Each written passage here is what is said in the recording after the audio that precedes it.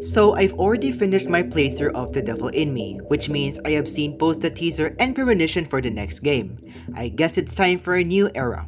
From now on, we are going to do theories and predictions on the Dark Pictures Anthology Season 2, with their first video about their next game, Directive 8020.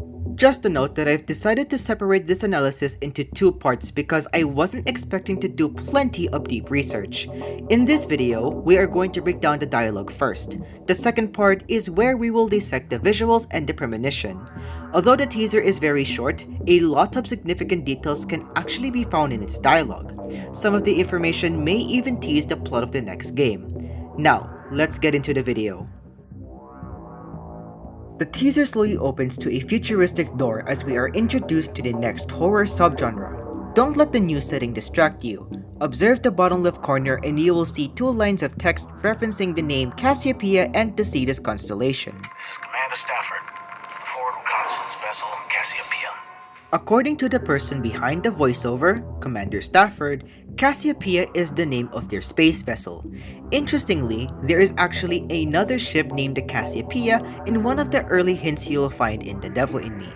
According to the hint, a boating accident happened on May 1st, 1907 that killed 187 people.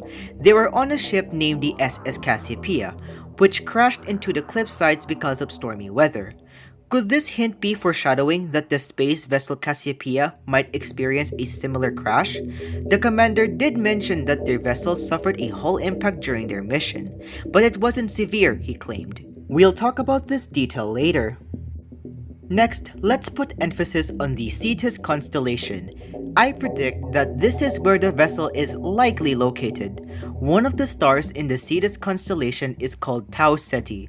An interesting discovery about this star is that it's spectacularly similar to our Sun's mass, and it also has planets orbiting it, one of them being Tau Ceti F, which the commander says they are approaching. We have detached the booster ring and spurred to high as we make our final approach to Tau Ceti F. Tau Ceti F is classified as a super-Earth, which means it's just like Earth but larger and is the most likely planet to be habitable hypothetically. Of course, bigger Earths means different atmosphere and gravitational pressure. There is an abundance of super-Earths in our outer space, but many of them are inhabitable because of their enormous size. However, Tau Ceti F is just 1.8 times larger than our Earth.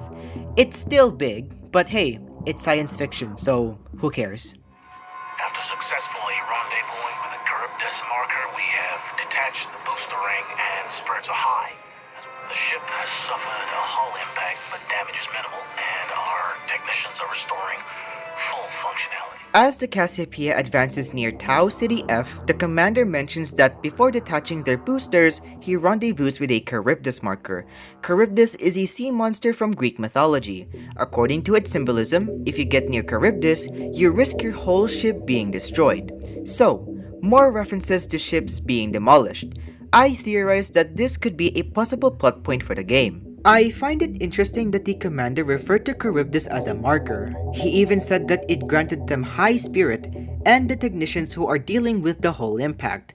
Is there some kind of idolatry going on in this game? Is the Charybdis marker an organization or a new religion maybe? Last time I checked, the last sci-fi space horror game that had a marker was...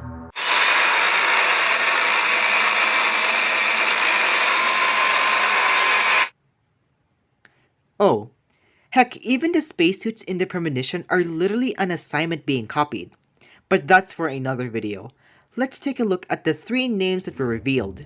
We have Commander Stafford, Thomas Carter, and Sims. Stafford is the person of authority, as he's the commander after all. A very important detail that he mentioned in his monologue is that he also referred to himself as the forward recon of the vessel. It's obvious that he's military personnel. He might also be the captain of the vessel too, but that was just an assumption of mine. As to the meaning of his name, nothing really stands out. This is Thomas Carter. Something's wrong with Sims. She's trying to kill me. I think... Thomas Carter is the person broadcasting back detrimental news about Sims trying to kill him. My initial thought was that since Thomas is the one dealing with Sims, who is ill, Thomas could be a medical personnel. Or a more likely theory is that he's one of the technicians fixing the whole impact alongside with Sims, but discovers that it's more than that. Sims gets affected somehow, and Thomas decides to report the situation. To whoever he's reporting back to is unknown. The name Thomas translates to the word twin, a lookalike. Maybe the curator was hinting at something when he was standing behind the mirror in The Devil in Me. The name Carter means the one who transports goods by cart or wagon. This surname could hint that Thomas is the bringer of good, that he might be one of the good guys.